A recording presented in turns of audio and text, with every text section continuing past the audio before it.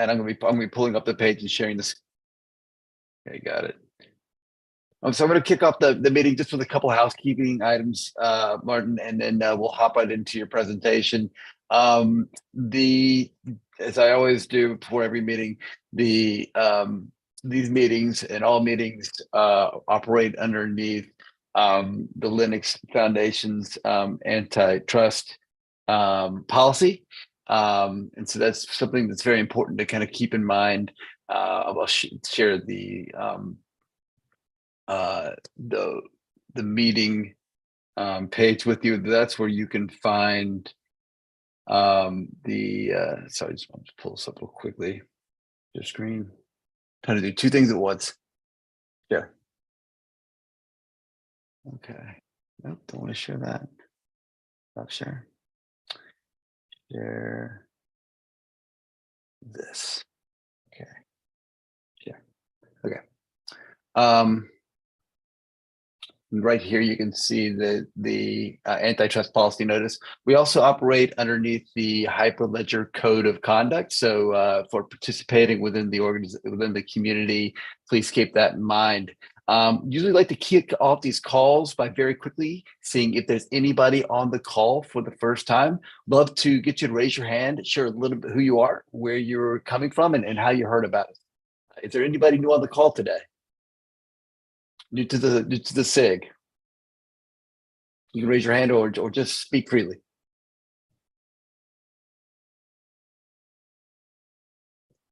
Okay, sounds like we have all old timers here. So that's fantastic. Wanted to highlight a couple things. We do have several different non-technical contribution opportunities within the SIG. One of them is just a general marketing and engagement project within the ecosystem to build awareness for the SIG. This provides a really interesting opportunity to kind of engage with different stakeholders in the ecosystem, build awareness for the work that they're doing, and share relevant activities that they're doing. And we also have some really interesting research projects around the market or in the ecosystem. Lots of different kind of techno-economic analysis that we would love to share if there's interest to you. There's a lot of support from the Hyperledger Foundation for some of the papers that we're putting out as well. So I think with any of these, please reach out to the mailing list, or better yet, we've also got a Discord channel that I want to get more active. So please just reach out on the Discord channel. We can start a conversation there. Also wanted to kick off with some of the different working group updates. I'll start with the carbon accounting working group. Still making really good progress with the net emissions profile tracker and this kind of that whole climate accounting ecosystem that we're building. For those of you who don't know, the network, the net emission profile tracker, it's the open source prototype we built last year, received several awards for it, the IBM Call for Code, the Hyperledger Award last year as well. And that is a solution to really be able to kind of capture the emissions data as it's being reported in verticals and be able to kind of tokenize that so that we can create emissions profiles that can be reported across supply chains, and really work towards creating that open, interoperable layer of information that different stakeholders within the ecosystem can work from. And so I'll pause and invite anybody from the standards working group or the research working group to share any updates on any work that you're doing and any opportunities for others to contribute. Please share.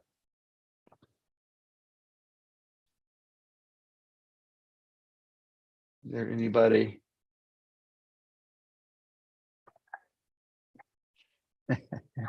That's my Roomba. You guys hear that in the background? Never mind. Okay, so the other thing I wanted to mention is that the Linux Foundation Sustainability Conference is coming up. We have a call for proposal. It's happening May 10th through 12th in Vancouver, I believe. David, is that where it is? David's still on the call. Might have had to hop off. Okay. But there's a link in the meeting, on the meeting page. You can please share there. It's a call for proposal.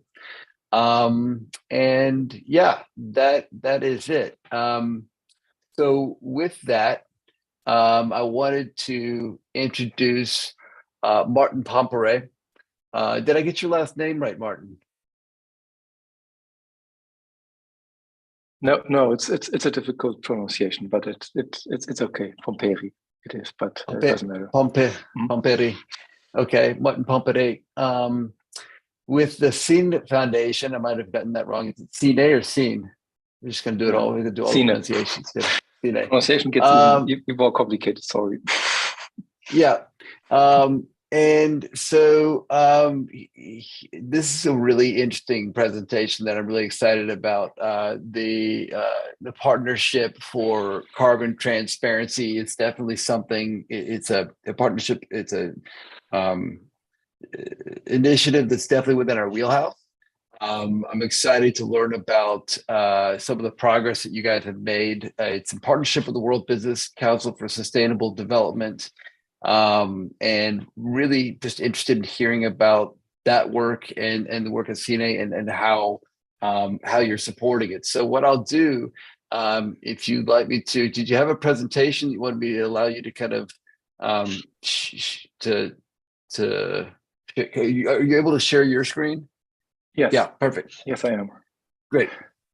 But I must say I really like interactive formats, so we can go through the slides, but we can also go with the flow, so to say, go with the questions. But what I guess might make sense is that I briefly at least introduce you to the PACT project and what work we have been doing there and some of our assumptions, etc., so that we all have, so to say, a common foundation to then dive deeper into, if that makes sense. Yeah, that does make sense. And I just want to make sure, could you also provide a high-level introduction, and you might in your presentation of your foundation that you run in the work with the World Business Council for Sustainable Development and how that ecosystem came together? Yes. Yes, I can do that. Give me a second, because that slide I had actually hidden on the SINE Foundation, assuming that it's actually not very necessary. Give me a second. So there we go. All right, perfect. So, so the SINE Foundation, well, we are a very crude thing because we haven't really found a good way to explain what we do. But so to say, what we generally are about is connecting different stakeholders with each other. Sometimes it's about technology. Sometimes it's about creating forums.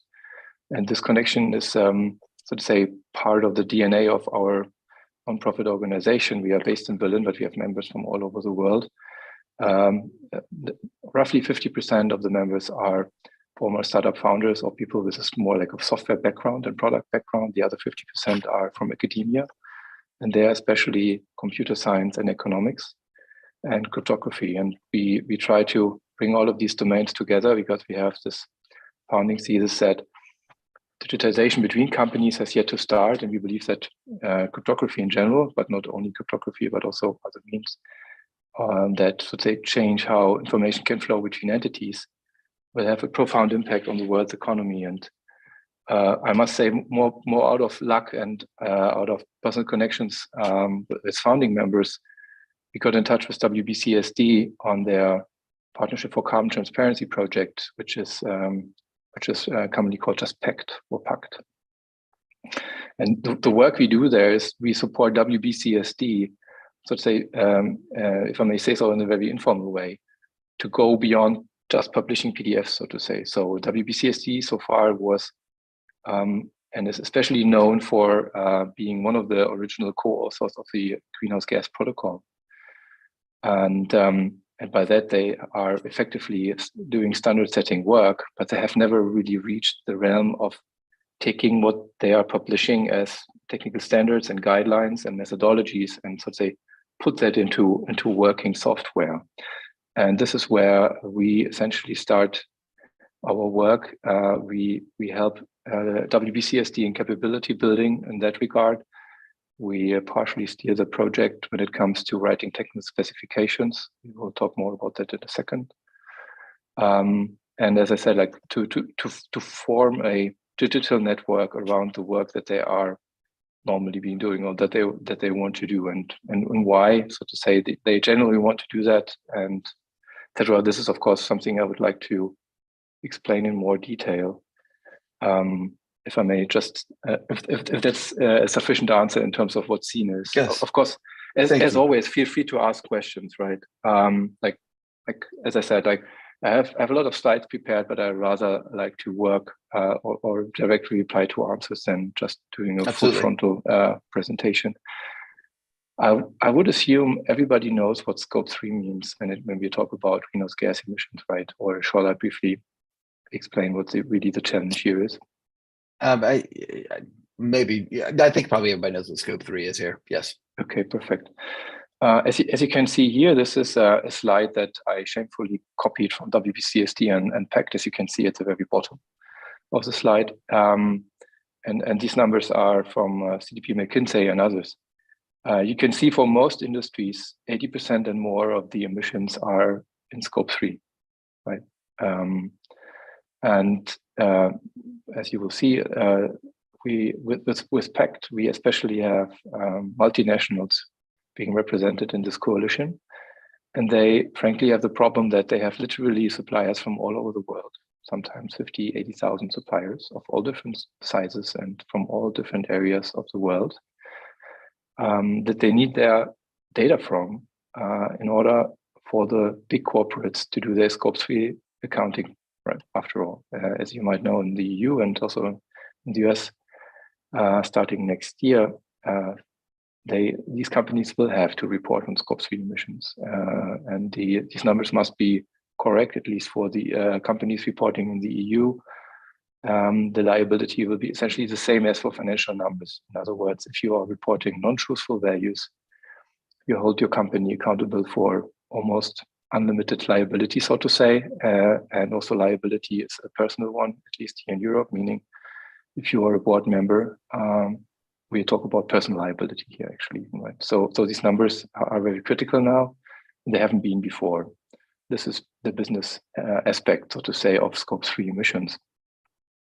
And because these corporates are working at a global level, of course, they're interested in a technical solution that, in the best case, also works globally, right? So to say that they have one technical standard, and one also accounting mechanism that they can employ to do their Scope 3 level accounting, and also, of course, have their suppliers use the same methodology, because otherwise the bigger corporates will be unable to do their accounting purposes or to fulfill their obligations. And of course, this does not only apply to bigger corporates.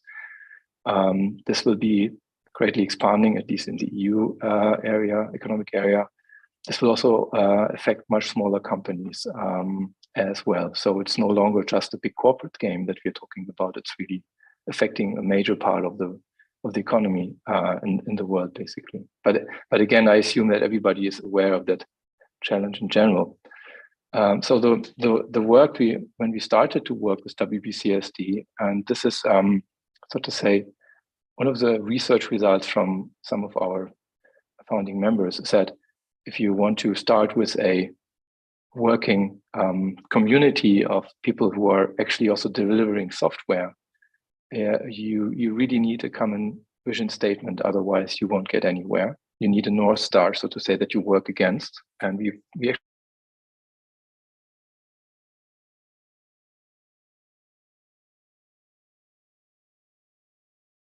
Martin, if you can hear me, I think your screen is put a lot of frozen. effort into that. Our screen is frozen. Oh, wait a second. My internet connection is unstable, I was just told. Can you see it? Yes, we can see now. Yes. Can you see my screen again? At the bottom, source, PACT network, visions, etc., etc. Yes.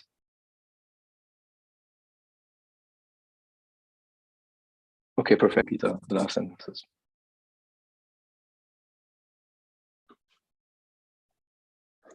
Yeah, it's good now, but it kind of keeps on freezing up and then rapidly running through everything. But I think hopefully it seems like it's okay right now.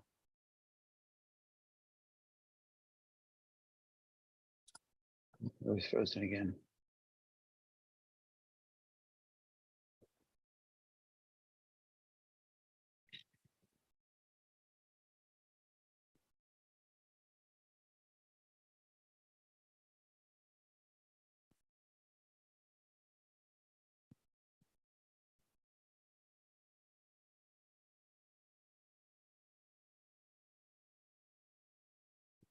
Martin, maybe if you turn off your video.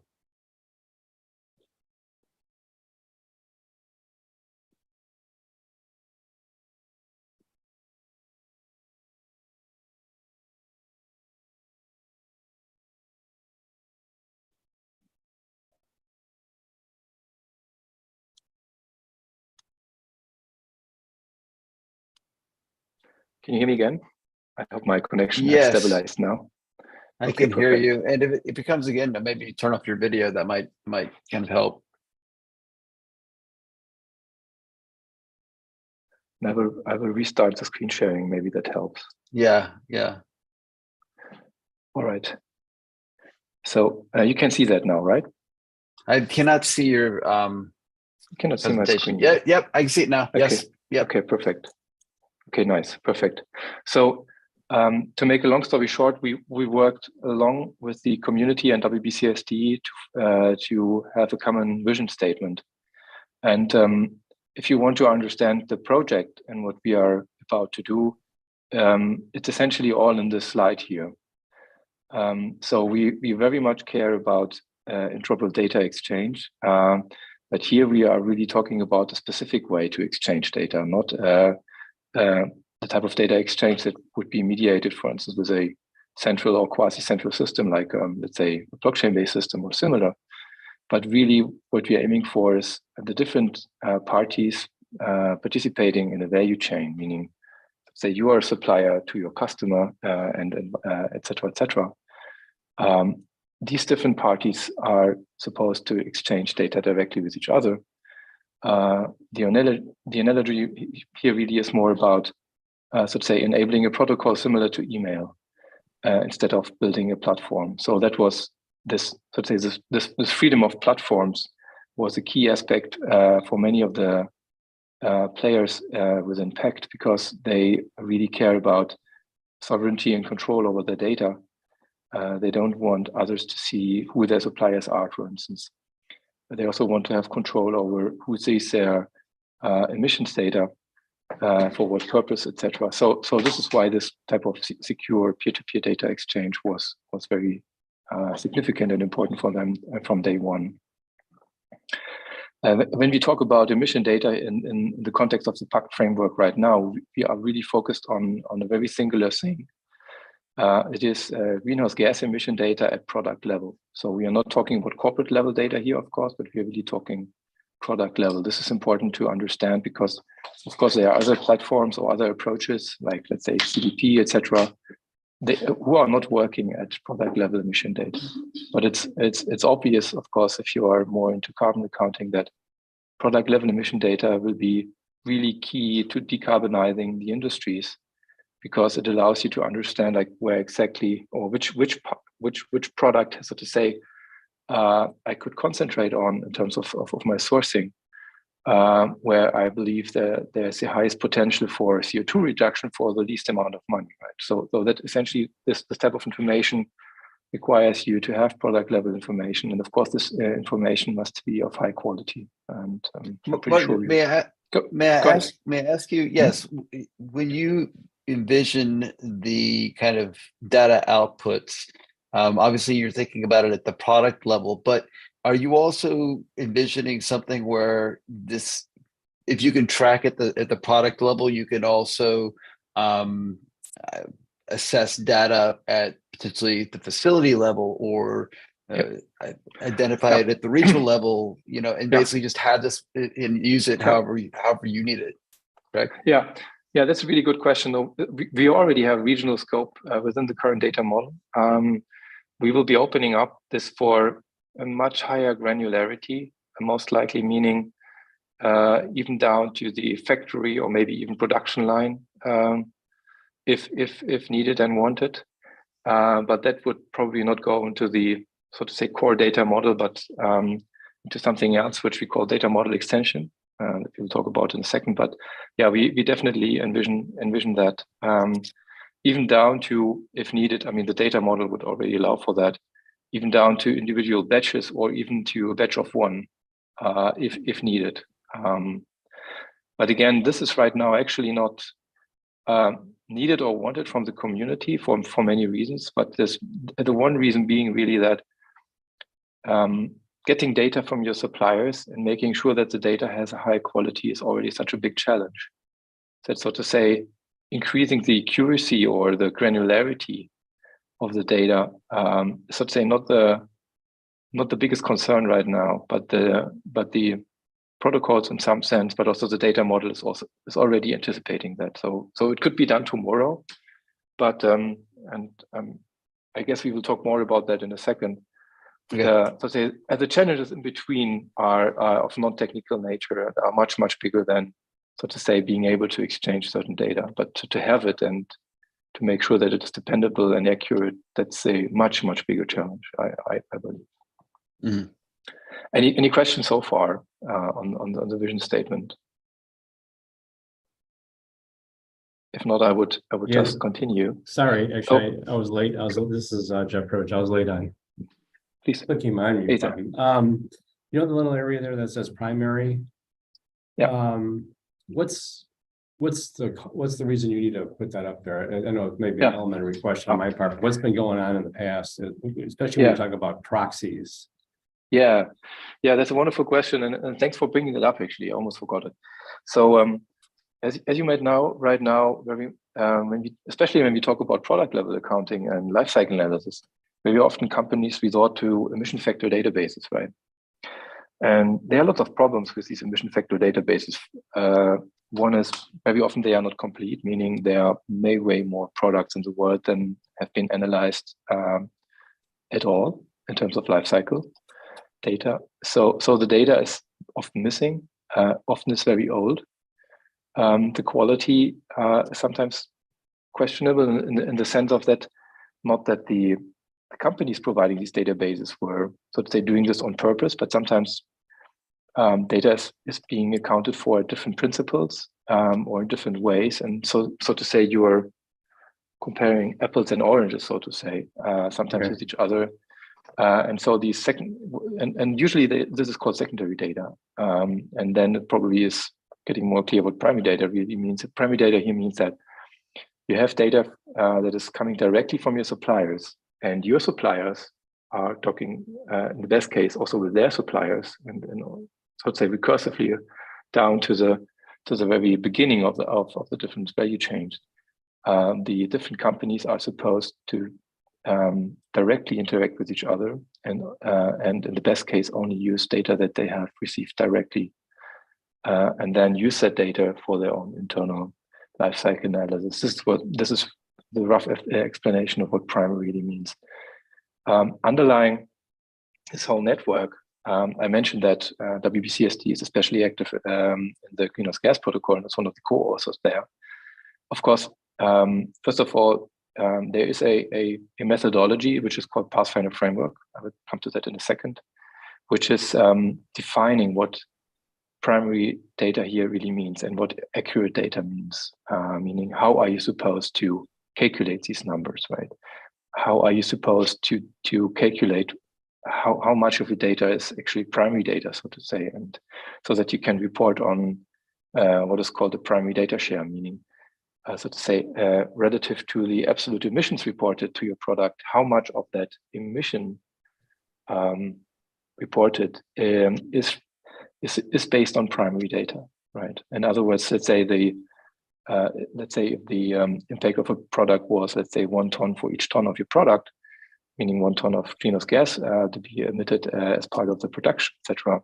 If there was, let's say, a primary data share of 50%, it would mean that for 50% of these emissions, so to say, you have primary data. So it's weighted by the emissions and the relative primary data share that you get there.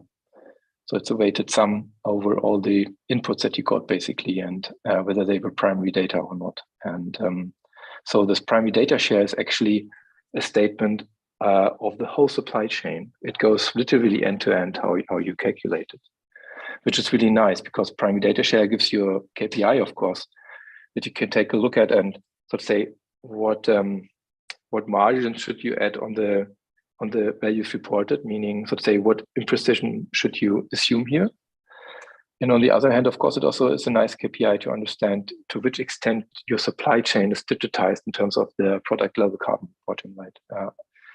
Because you cannot have a high primary data share, obviously, unless a big share of your supply chain is reporting values in a digital way, at least in relative to the overall greenhouse gas emissions. Go ahead, please. There's another question I see.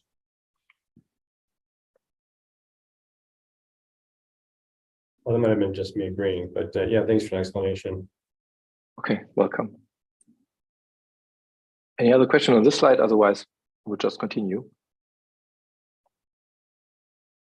I see no one asking. So again, just to bring home the point that this is about peer-to-peer data exchange, here is a very simplified explanation of what's actually happening. Let's say imagine there's, so to say, a tier 1 producer, let's say, I don't know, plastics granulate that you need to produce a certain packaging. This was tier 2. They are running their own in-house solution or a solution on the market. And then the tier 1 company, meaning turning that granulate stuff and turn it into a real package, would, so to say, go to the system of tier 2, ask it for the product footprint that they got, and then use it for their internal calculation. And the same, of course, happens with the tier 0 supplier. They again having their in-house solution, going to the tier 1 company, asking for the product carbon footprints, and then do their internal carbon accounting. It's actually very simple, right? In other words, similarly to how the products are flowing literally from company to company, it is assumed that the data is also flowing, right? That's what I meant with peer-to-peer direct data exchange. So tier 0 talks with tier 1, and the only detail that, let's say, tier 0 has is who is tier 1 and what are the products that we get from them. But of course, tier 0 doesn't know anything about tier 2 from a data model perspective, but also from a data flow perspective. And we can talk more about that later, maybe in the second. But what I try to highlight here is that, again, this peer-to-peer nature, and that there's, so to say, no third party involved here at all, at least at the conceptual level. There's no data being stored in an intermediate storage facility or network service whatsoever, or any other approach that you can think of. That's how the current network works. And again, if there are questions, just please raise your hand or ask. Otherwise, I would just continue with the slides. You're still at the introduction. I'm sorry. Go ahead. Really good. No, that was a really good way of doing it. I think you did a good job of highlighting, describing the issue there. Okay, thank you. Sherwood, I just have a really quick question. Sure, please. Yes. Yeah. So you mentioned there's no data stored on any the standard centralized servers. What do you mean by that? How does the transfer of information? How does the transfer of information occur without the storage of the data somewhere? I mean, of course, if we stay with that, that's a great question. Of course, if we stay with that example, of course, let's say the tier 0 company accessing data from the tier 1 company, of course, they must be able to store certain product level carbon information from tier 1 for their internal accounting, that's for sure. But they have no further visibility into, so to say, the supply chain of the tier 1 company. That's what I was trying to say. And also no other party theoretically has this type of insight. Only tier 1 would have that. That's what I'm trying to say. So the data that is being exchanged and stored is more like, as I was trying to say with email, right? You have 2 email servers talking with each other, sending data from system to system.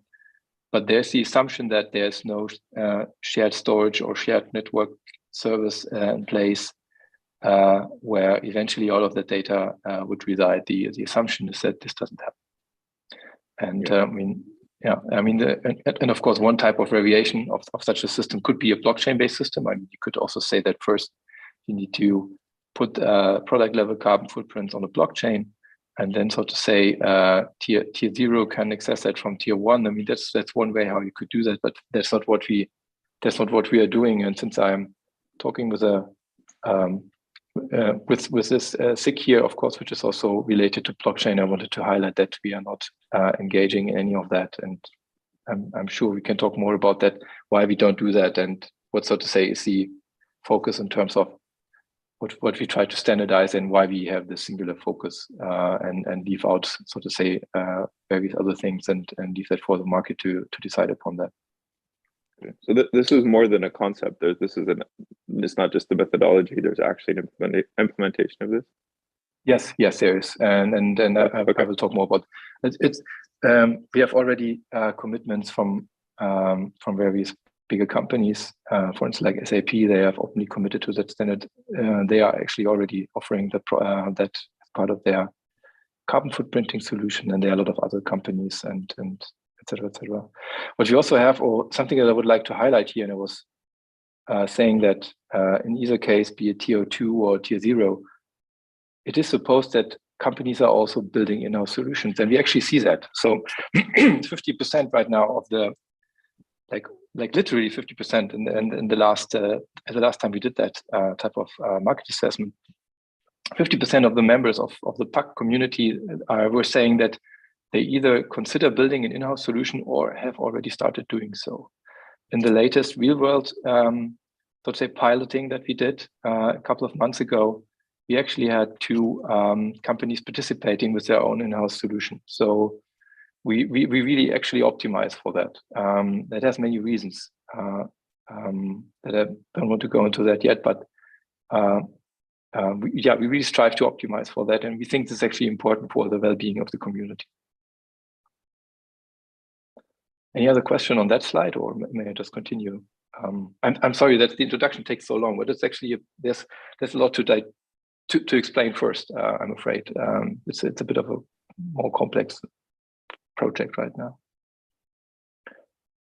So when we think of PACT as a project, we actually think about 3 different tiers, which are important to distinguish, because, as I said, like we are not trying to run this as a, so to say, project with a limited lifetime, but we really want this to be a sustainable project in the sense of that we hope that without SINE or without any of the original members, this project will go on and will continue to deliver value, and there will be continuously companies and other stakeholders participating and interacting with that bigger project to move it forward. So right now, we are primarily talking about 100 core stakeholders that are being engaged. This number is actually growing quite a bit as we speak, and might actually already be no longer correct.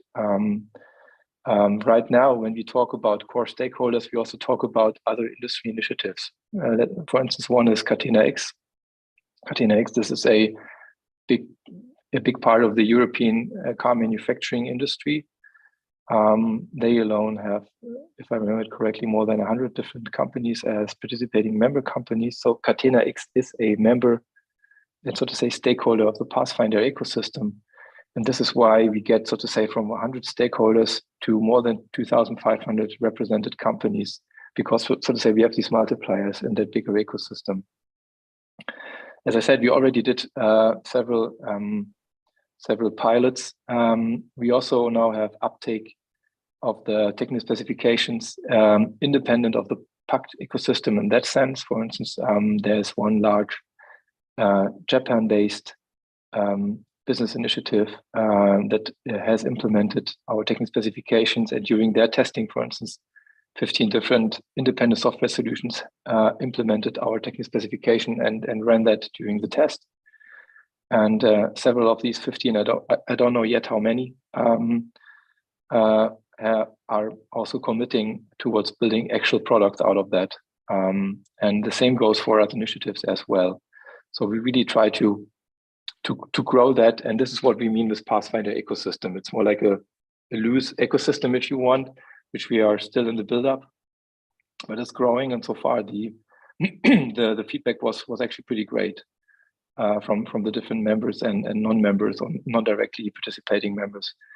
The Pathfinder framework I just mentioned, this is a methodology, meaning it's explaining how you're supposed to do product level carbon accounting, referencing to the relevant ISO standard and the greenhouse gas protocol as well, with the aim of harmonizing the different approaches that exist, so that eventually, that's the hope of the Pathfinder framework, eventually that, let's say, worldwide, one principal way of doing the accounting is being used so that you can do actual scope 3 accounting. So this whole ecosystem, the whole Pathfinder work stream, etc., was as I mentioned, really focusing on enabling companies to do truthful scope 3 emission accounting. And the Pathfinder framework obviously was very, and still is very important.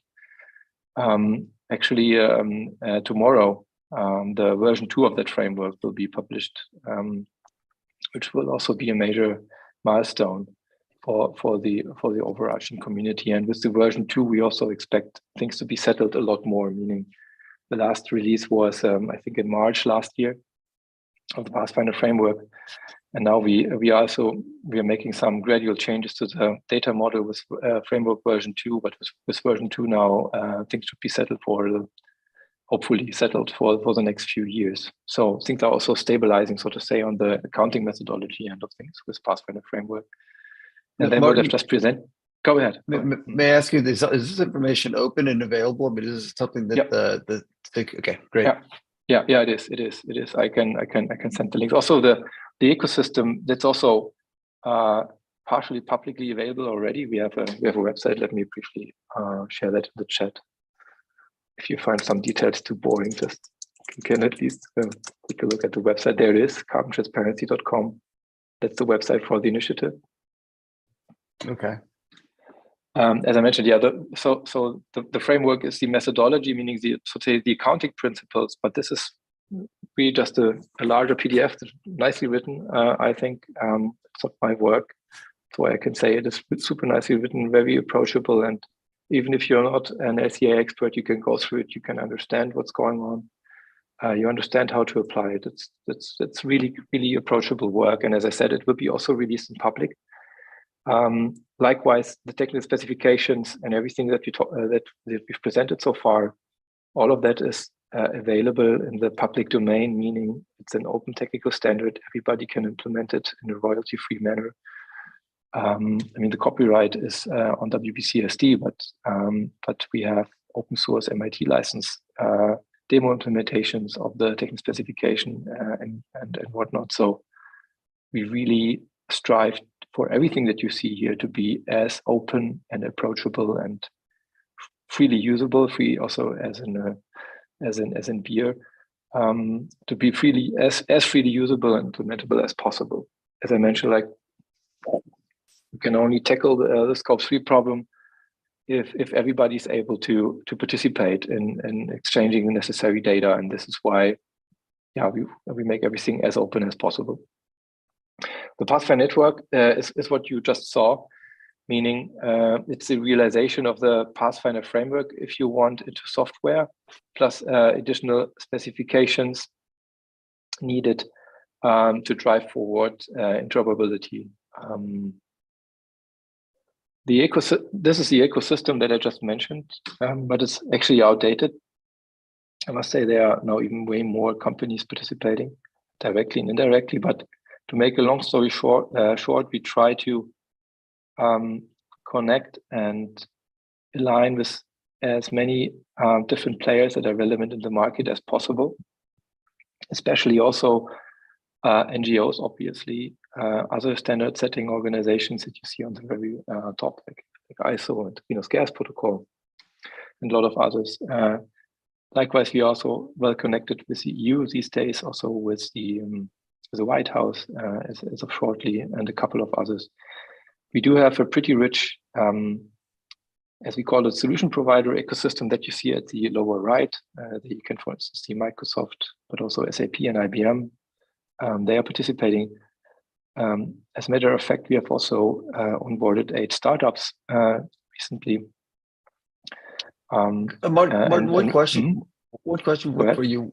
Who, because IBM is definitely heavily involved in our ecosystem. I'm curious on the IBM side, who, what function or what group within IBM is really been the most involved with your work? I mean, this is a bit embarrassing. I don't know exactly how that group is called, but as far as I know, they're using the technical standard for their supplier management tool, but I forgot the name.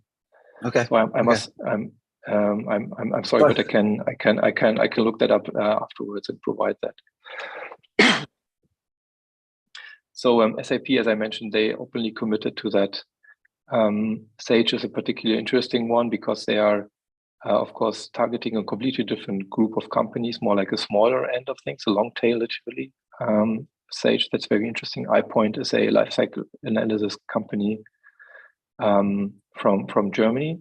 And I know that Circular Tree has presented here in the past, yes. I think, in the beginning or mid of last year, I believe, right? So it's probably not the first time that you hear about PACT, but they also are active.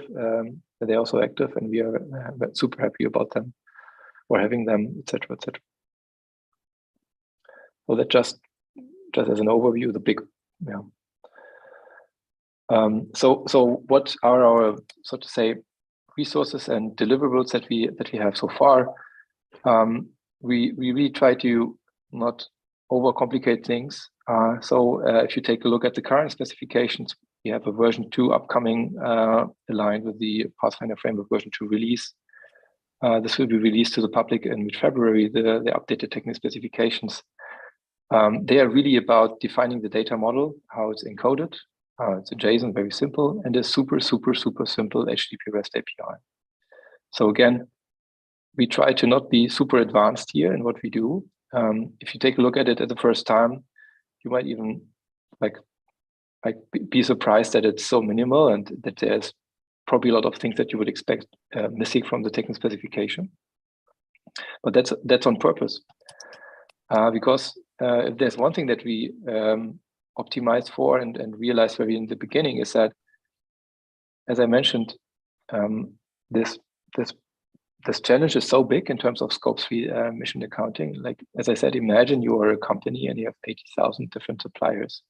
How do you make them report data in a certain way if they never did that before? I mean, that's a huge challenge, right? And we think that lowering the barrier for companies to do this type of data exchange is the most important thing we can do right now. And lowering the barrier means the effort that existing software providers must put into supporting what we do. Also the technical assumptions, of course, that we make, but also of course, the tooling we would, and I would like to talk more about that in a second. But essentially, we do things in a very minimal way. And that's also why there are effectively no real network services there at this point, because we think it's more important to people to really try this out, to work with it, work with their suppliers, educate them, etc., etc. So this is our current singular focus. But again, with a very interoperability focused lens, meaning we want to enable that type of data to flow irrespective of where you are and what you do. Or to give an example there, for instance, some networks who are using blockchain as an underlying substrate to maybe exchange product carbon footprint data.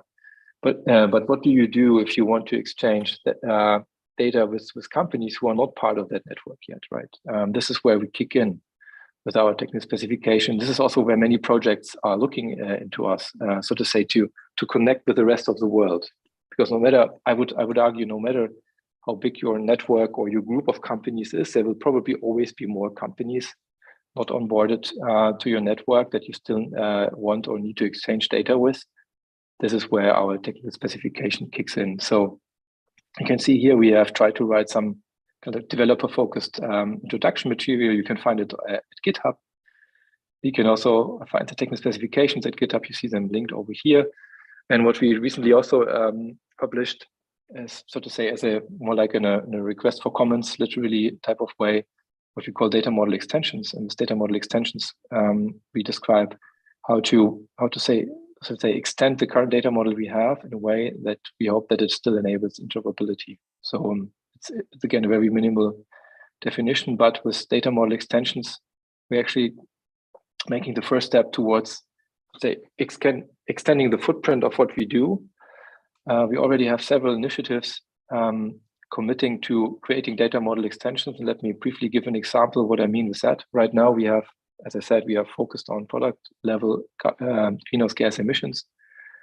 I hope that in a couple of months, we might have a data model extension related to, for instance, let's say a water footprint of a product, right?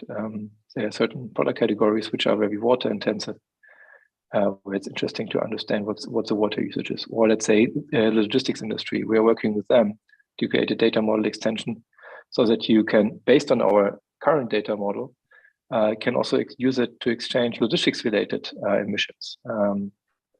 Because there are various products where logistics emissions are actually a major factor, sometimes 60 or 70% of the overall carbon emissions come directly from logistics. So they again are, so of course, very interested in getting primary data from the logistics industry. And again, here, so to say, focusing on interoperability, we believe is key, because it means that even though there might be the case that the logistics industry is deciding on using a different data model or a different data exchange protocol for them within their specific industry, there will still be a way for them to report logistics emissions towards their customers, towards their shippers, in a way that they can understand it. And the shippers, meaning, for instance, the companies that are participating in the PACT community, they then can use essentially the same capabilities that they have right now to exchange data with their suppliers or with the logistics industry. That's the whole idea with interoperability here, of course.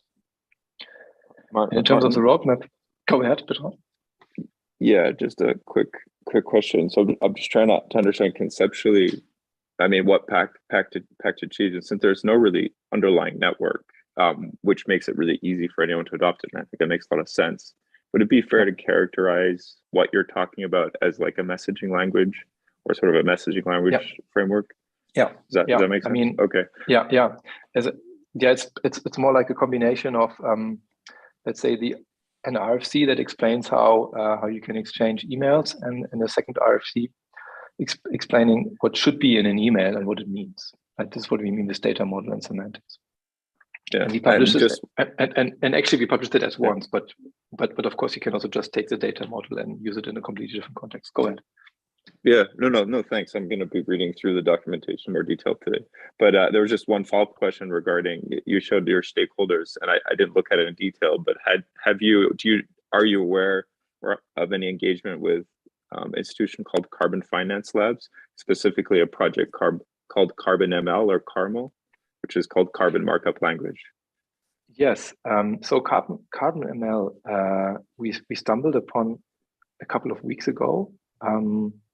I haven't really looked much into it yet. At first sight, it looked interesting, I must say, but okay. I have no deeper insight. I think we had a meeting with them last week. That's why I brought it up, and we're actually sharing some of the work we've done on actually building a blockchain network that's similar to what you're talking about. But I'm not going to dive into that now for sake of time. But yeah, I think there will be a lot of interest from that team, and that we could help us out, or coordinate an introduction on incorporating the work that you guys are doing into what CARML or Carbon ML is setting up, because I think there are a lot of similarities and would be a lot of interest there. But again, I don't want to distract from the call, so maybe we can address that later. No, that's perfect. I mean, you're almost, so to say, getting ahead of the very end of my talk, because it's the type of information you just gave and the type of connect you want to make is exactly why I'm here today. That's one of my hope and principles of why I like to present here today what we do, because I really believe in that if we want to nail this general challenge of getting towards a more sustainable economy, we must talk more with each other and come to common terms, literally. And it always starts with talking and exchanging thoughts. And so I'm super happy about any of these interventions like before. Just keep them coming. Just a brief roadmap, also in terms of connecting people. This is one of the themes that we will be focusing on very much this year. Meaning we want more initiatives, companies, etc., to know about the work that we did and the status of it. So, hoping, of course, that it's being adopted in one way or the other. But to go a little bit more into the details, as I said, like Martin, I'm sorry, Martin, I'm sorry to interrupt. Please. I've got two additional questions. I just want to make sure we didn't get too far down the pipeline. Demetrios and Alex, both. Demetrios, do you have a question? Yes, hello. Question for our speaker. You mentioned you're working with some stakeholders in the logistics space. Is this the Global Logistics Emissions Council? Yes, yes, it is, but specifically it's a Smart Trade Center. So I'm not entirely sure because I'm new to the topic. What's the relationship between GLEC and the SFC? But I believe GLEC is part of SFC, right? You seem to know more about. Okay, thank you. And there's sorry. Yeah, one more thing on your resources page. There is a publication, a link to a publication, end-to-end greenhouse gas reporting of logistics operations, which was just published on the 18th of January. Yeah. But the download link is not available. So it looks like an SFC. At SFC. Okay. I mean that's funny, but it's okay. I mean, okay. I cannot comment on that. But unfortunately, what I can say is that this essentially the work that they have released recently and also will be releasing more this month, I believe, we will essentially pick up from there and integrate their work hopefully into the PACT network, generally speaking. So I was referring to the carbontransparency.com website. There's one link. Okay, interesting. There's a resources page. Mm-hmm. And anyways, I'll send you the link. No worries. Okay. I see what you mean. Thanks for letting me know. I can actually provide a link probably towards the end to that framework. That's actually the end-to-end greenhouse gas reporting report is actually coming from SFC. So it's curious that this download link doesn't work. But thanks for reporting. I didn't even know that they put it online. So that's really appreciated. Thank you. Now I get you. Alex? Yes, thank you. Yeah, I haven't looked at your resources yet, so maybe the answer will be in there, but I just thought I'd like to ask. At the standards working group, is a working group of this special interest group. We are looking at exactly the semantics and the data models that different methodologies and accounting paradigms use. And I was wondering, do you guys perhaps have an ontology that sets out the entities that you understand to operate in this space, the properties and the relationships between those entities? Because I mean, to be able to come up with a data model, you have to have a certain understanding of the market and how it functions. So do you perhaps have like an ontology diagram somewhere? We don't have yet, but we are actually working on that. Oh, that would be interesting. Meaning not just a diagram, but we are really working towards more like a full-fledged ontology based on what we do. So with a OWL file, for example. Yeah. Oh, that would be sweet. I would really love to see that. Okay, thank you. Yeah. No, I know exactly. I think I know where you're coming from, and yeah, we are definitely thinking in the same direction. Oh, perfect. Thank you. Yeah, Martin, Alex is part of our standards working group, and they've been kind of working on this problem for a little while now. So I think it would be great for you all to be able to kind of connect and share ideas. Also, I'm only now looking at the chat. What Elizabeth was just saying. Thank you, Elizabeth. I will ask the colleagues running the website. That's an interesting question. With regards to cookies, I don't know. But thanks for letting me know. Much appreciated. Just a brief note on the roadmap. like as I said, like we really want to connect more and or striving to have this, let's say, this open forum, if you want, as much as possible, so that the different initiatives working on different aspects can come together and learn from each other. This is what we mean with catalog. This is more like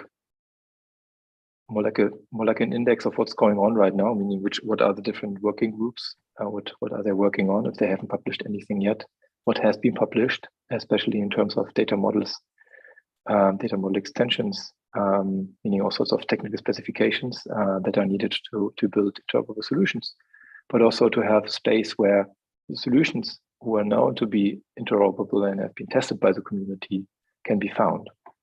So that there's literally a marketplace to it. With marketplace, I don't mean there's a buy button, but there's more like a link that you can click on where you can find more information. But there will be a neutral index on solutions, meaning software implementations, could also be open source software implementation, by the way, that has been tested by the community in a very straightforward way and is known to work, basically, and that you can put there. And there's a question from James, I believe is the first name, I guess, regarding the pharmaceutical industry. Yes and no. I mean, there's together for sustainability participating. We have lots of pharmaceutical companies within PACT, but I'm not entirely sure of what's going on with Together for Sustainability, which is very much active in the pharmaceutical and chemistry industry space in terms of methodology. But what I know is that, at least from Together for Sustainability, there's the common aim to align, so say, the methodology and also the technical standards with PACT. But it's always very complicated to talk generally about whole industries because very often there are, I don't know, several initiatives in parallel, and it's really hard to say like who's representing whom here. So I don't want to talk about the whole industry, but I can tell that some pretty big pharmaceutical companies are participating at PACT for sure. And the alignment with ISSB, well, honestly, the ISSB work I'm not so much involved with, and I cannot tell. But so far, my understanding is that ISSB is mostly working at corporate level reporting. We're, so to say, working at a different scope and level. But that's something I cannot possibly comment on at that point. I'm sorry, James, as to answer that question. Is there any other question? Otherwise, I would just continue with the roadmap. If that's fine. Okay, nobody raising their hand, then I will just continue. We're also working on more like network level services right now, which are related to network identities. As I said, right now we do point-to-point integration. Oh, there's actually another. Okay.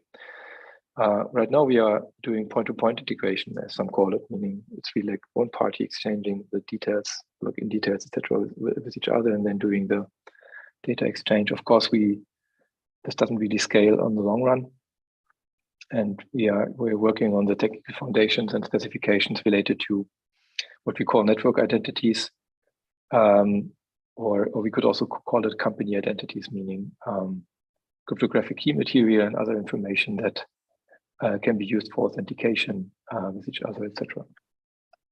And also one core pillar for the roadmap will be that we really also want to provide companies implementing our technical specifications with a mean to automatically test for conformance of their solution and their implementation. Very much similar to what W3C does, for instance, in the HTML and CSS space, right? They have test suites that you can run against your browser implementation, for instance. And something like that we also aim to build in this year, so that whenever you're building something in-house, so say you don't need to resort to other vendors to do interoperability testing, but you can, so say, do 80%, 90% of the test work in an automated fashion, so say during your product development. In other words, we want to really lower the cost for companies to build conforming solutions, so that especially also companies building in-house solutions can do that in a hopefully in a really cost-efficient way. That's just some of the highlights of what we are going to work on the more technical front. Of course, there will be much more alignment with various standard setting bodies, for instance, with the ISSB, other initiatives, etc. But that, so to say, is more like community work that I actually haven't presented or haven't prepared any slides of. Just a brief wrap up of the project, and so to say what we have achieved so far. we ran several POCs and pilots. As I mentioned, there even one was run without PACT being involved at all in Japan. A pretty big pilot testing actually. Real world data has been exchanged. This is a surprisingly huge step. If you ever did that in a larger multi-stakeholder project, I mean, it's easy to exchange, so to say, fake or made up data with each other. But it's a different world if people are exchanging actual data. Right? This is like a step from 1 to 100 in terms of complexity and what it means to do that. At least it's to our experience. This is why I'm highlighting that actual data was exchanged during the piloting testing as well. It was actually in September this year already. Since then, a lot of more tests have been conducted. Also, several of the biggest, let's say, rating companies like EcoVadis, for instance, is also going to implement. You saw the logo before. EcoVadis will be implementing our technical specification as well, again, to use that for their rating and other purposes, etc. So we assume that a lot more real world data will be exchanged based on our technical specifications. I mentioned that there are 17 plus solutions being implemented already or committed to. It's actually more these days because more and more companies are reporting to us that they have started doing this. So the number is actually outdated already. But what is, I believe, really important, as I mentioned, companies are building in-house solutions. This is really crucial because well, actually, I will talk about that in more detail in a second. There are various industry-specific initiatives committed to the PACT technical specifications, Smart Trade Center being one of them, etc., etc. And what is unique about the project, apart from that, we are really focusing mostly on interoperable data exchange at the technical level. It is, so to say, that this whole initiative is industry and geography agnostic. That's actually a big win. So, as I mentioned, for instance, there's this initiative called Catena X, or there's Together for Sustainability. They are working in a specific industry domain. But they all know that all of these companies within that domain have suppliers or customers who are not immediately part of that business initiative. Right? If you are producing chemistry for the car industry, in which initiative should you engage now? The chemistry initiative and the car initiative? Quite a challenge, right? Or if you are producing cars and chemistry products, which we kind of have in Japan, are you now active in 5 different industry initiatives? Not really clear yet, but to make a long story short, so to say, for these companies committing to PACT, so to say, is in a certain business interest because it means that no matter which initiative they will end up being in or being using software from, being able to exchange information that they need with all the other initiatives and companies is actually a big win for them from an operational perspective. The key industries that we are getting traction in, that's really complicated to say because we did end-to-end testing. But what I can say is that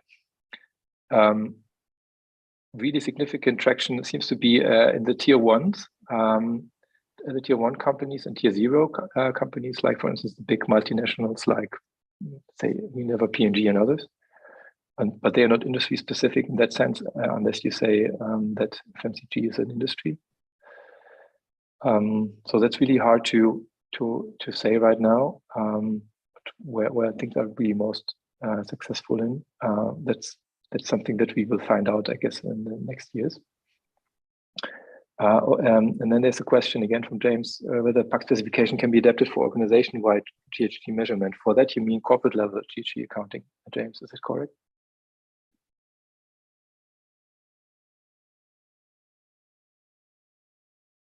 Is James even here? Yes, colleague. Sorry about that. Okay. Hey there. Yeah, I didn't want to interrupt your flow. It's just that we potentially would like to apply something like this project in terms of using it as a template for creating or enhancing existing applications that we have. So I just want to know if it could be adapted towards company-wide GHG measurement. I mean, this is a complicated question because I'm not sure, are you talking about methodology here now? Meaning, can you use the data for corporate level reporting? Or do you mean you want to exchange corporate level reporting data with each other? Yes. As a letter, you mean, like corporate level? I mean, yes. I mean that you would need to derive a different data model and basically integrate it into the current technical specification that we have. But of course, conceptually, we want to grow in that regard. And I just mentioned the online catalog as a deliverable for this year. We want that type of data models and also API definitions to become part of the catalog so that eventually the community can implement, adopt it, and that other entities, be it regulators or be it other standard setters or companies, can find out like who is implementing that, who is endorsing that, so to say, and why, more or less, right? So that we are right now working at a more meta level to enable that type of thing to happen. But right now we are not working at corporate level, but of course we could support you in going to that direction. We also see a lot of actually need in that regard to have these type of data models available. As a matter of fact, there's also already standardization work being done, at least by the EU, as part of the Corporate Sustainability Directive, that there shall be an interoperable data format for corporate level account and reporting purposes. So if you're interested in that, super happy. I'm super happy to connect on that afterwards, because as I said, like it's a very relevant topic, but we are not really engaging this yet. So because we are really just focusing on product level so far. Send us your email, put it in the chat, sir. Yeah. Cheers. Cheers.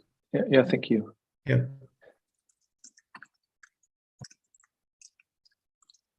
So and then there's, maybe if you go to the question. So there's a question, if I may repeat that, does the reporting of supply chain data require data transparency among all parties of the supply chain? No, it doesn't. And the data model also doesn't disclose, so to say, deeper supply chain knowledge. It's only reporting absolute values and no further details, so to say, down the line, at least in the standard data model. In other words, a company receiving data at tier 0 will not be able to have visibility into what exactly happens at tier 2 or 3. To answer directly to your question, Stan, that is right now not possible and not so to say not wanted by the different parties. But to really answer this question, that would take a little bit longer because it's not such a black and white situation as I just said.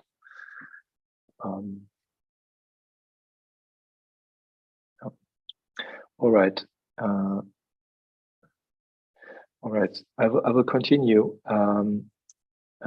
if I may. I mean, I have lots of slides, so we can also completely skip the challenge section and directly go to the outlook, or what, so to say, what my more personal 2 cents would be. I'm not sure how late it is already. Let me take a look. It's actually pretty late, right? So. Yeah, whatever you decide. I mean, I think that people are on the call. Some will drop off. I'll be staying to the end. So whatever you think works. Yeah, a couple more hours would be fine. Yeah.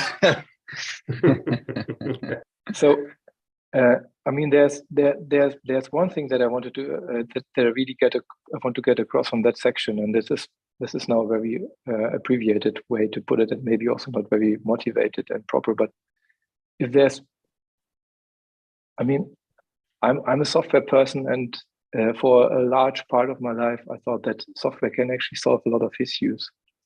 Maybe this is more like an old white man's opinion now, and feel free to ignore it. But the older I guess, I get, the more I believe that the problems are almost always not a technical problem at all. They are more like people and organizational issues, and that people should be very cautious in claiming that technology can solve something. I tend to believe that almost nothing can be solved with technology. It can only be an enabler for having something resolved, but it's eventually the people and organizations and making that happen, and the institutions and all the different stakeholders that I listed in that enumeration. The biggest thing that everybody keeps talking about, be it carbon or any other data factor in the sustainability space, is data quality.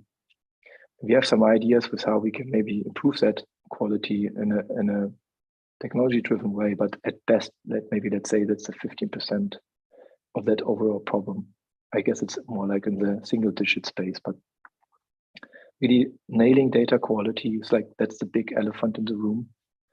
That's why we care so much about primary data in the current project, because it's not a solution to the challenge, but it's a first step to getting to higher quality data, right? It's have a high primary data share, but if every data that you get is not correct, that doesn't get you anything, right? But so to say, driving for more direct interactions in the supply chain in a recursive fashion to get more direct data that is hopefully measured in a more dependable way will get you there, right? But again, not an ultimate solution, but a step further. But to get there, you need people to change their behavior. So that's the actual challenge, right? You must change how companies work internally. That's probably the biggest challenge you can possibly have. And that on a worldwide scale, even though you not have direct access to all the different tiers in the supply chain that you're affected with, right? So that's a huge challenge. We also believe that availability of software right now is a great challenge. Everything related to LCA is requires a lot of knowledge right now that most people just don't have, and most companies don't have, and probably also cannot really afford right now. So we need software for that regard. And here maybe the situation is, I don't know, 50-50, but again, it's more like a guess. And I would like to talk more about where I believe that scaling LCA expertise is actually one of the biggest problems right after data quality. But again, when I mean with scaling up, or when I talk about scaling up LCA expertise, I mean, we only have a very limited supply of SEA experts, but you have too many products that they should be analyzing. So we need to scale that expertise up, so to say, in one way or the other. That's a huge challenge, which might partially be solved by software, but only so far. It still means that we are very much depending on SEA experts and et cetera, et cetera. And there's one thing that I'm super concerned about the more I'm reading into other product categories, is that the explosion of the rule ecosystem. Today, I was participating in a workshop on digital product passes related to batteries in the EU. So a super specific niche topic. And you wouldn't believe how the complexity is exploding right now in that space. How many different bodies are producing methodologies and standards, and what the plethora of standards there is. It's unbelievable. You probably need a team of SEA experts just to keep track of what's going on there, just for that single thing.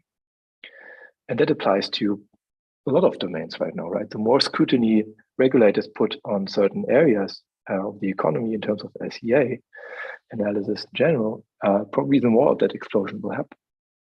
And there's a negative, and there are, so to say, negative externalities, of course, right? The more complex these rules are, the higher the cost will be to implement them. But it also means that smaller producers are effectively excluded from certain markets, right? So it's more than just a cost. It's also a way how markets develop. So this complexity explosion seems to be getting completely out of hand. And of course, people talk about it and more in the terms of like what's the regulatory cost for SEA and similar and reporting, or generally corporate level reporting needs. But this is really a big issue that I think also tech industry should be working on, I believe. And but of course, it's just so much they can do here. And then there's a continuously huge challenge that we see with every company almost of any size, like let's say 500 people plus.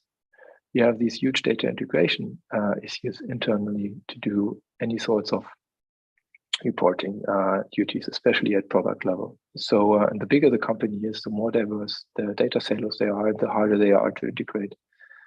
that's an unbelievable big challenge. And even the big companies are really struggling with that right now. And again, the 30% is probably a bit too high as a guess. Maybe it's actually a way bigger people problem than I assume, but this is a really tough challenge, right? If you cannot collect the data internally that you need for product level accounting, I mean, the best technical standard in the world doesn't help you to move any further if you don't really know like what's going on within your company, basically, right? So this is actually a problem that we are very much concerned with, where I believe there's also lots of the opportunities for the overall ecosystem to do meaningful work. But again, as I said, like the punchline from my understanding is that we are really mostly talking about people and organizational and consensus problems, right? We're not talking about tech issues so much, which is really funny. But sometimes, at least in the bubble I am in, the technological focus seems to be a bit too much. And just to repeat, the data quality challenge really is like the big elephant in the room. I'm pretty sure you also talked about that in the past in that special interest group here multiple times. We are super concerned about that, and because every project that is out there, be it blockchain based or not, be it PACT or not, we are all affected by that, right? And the best infrastructure in the world won't save us if the data quality isn't there, right? If there's garbage entering the system, there will only be garbage coming out, no matter how sophisticated it is. Simple as that. This is why, so to say, I even didn't talk about so much about blockchains or whatever, because I believe that the problems exist way earlier, so to say, in that whole space. One or two things we are really focusing on this year, as I said, which I believe is super relevant and important, is to have cross-initiative exchange and alignment. Like that I'm speaking here today is basically is a way, first of all, not to align, but to show what we've been working on and requesting for more exchange in the future with your community. There's this famous Conway's law, which is, as you probably know, saying that, to say the architecture of a system is or references the way with how you communicate. In other words, if you have two different communities not communicating with each other, most likely they will come up with two different independent technical specifications or approaches. Mm-hmm. In other words, there will most likely not be interoperability between these two communities whatsoever. So if we want interoperability or data flowing between different communities, we really must work on, or we must connect first. That's what I meant with a technical problem. In most cases, it's not even a technical problem, it's more like a people problem. So the people problem with regards to interoperability is we must first speak with each other. And that's sometimes already pretty hard. So today I'm here to speak or to say that we are interested in speaking with kind of everyone who is active in that space, because we want this type of convergence to happen. And as I said, it will only happen if we talk with each other. Simple as that. It's a prerequisite. So that's a theme for us for this year. And the second theme that I can only invite everyone else to join in is to make LCA expertise more accessible, and especially for smaller companies. The LCA cost is so high that I believe most companies cannot afford it right now. Simple as that. But they can't. But they must. And they must be equipped with doing that. So we must lower the cost by at least a factor of 100, and probably more than that. And of course, lowering cost by a factor of 100 doesn't go easily, but I'm pretty sure it definitely involves software, but it involves more than just software. Definitely we need to automate that knowledge, that's for sure. And similarly to this making LCA expertise accessible, is also the flip side would be that to have ready-to-use software that works for the long tail. So where we like to look at this, that we say that, so to say, the WordPress moment for our industry hasn't yet happened, right? There's no, I mean, I learned that I think 60 or 70% of the world's website run on WordPress, simply because there are so many, of course, but also because it's so accessible and you can run it everywhere, and you can buy it for cheap. or sorry, not buy, but of course, but have it serviced or to get it as a service for you, almost for free. So we need that type of WordPress as well for let's say for everything LCA and carbon accounting, right? This has yet to happen. So we're really calling out to the community to build that, please. And of course, what we also think is important, at least from our PACT perspective, is to extend to other sustainability-related dimensions, be it water, biodiversity, etc. And yeah, I will leave it as that.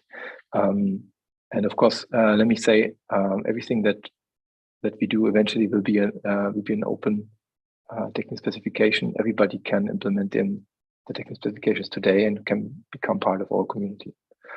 And all I can say is that please, if you have some time and you're working in the space, take a look at what we did, consider implementing or integrating with what we are doing. And if you have questions, of course, feel free to get in touch with us and ask questions. That's what we are for. And that's it. Thank you. Well, Martin, I've just got to thank you for everything that you shared.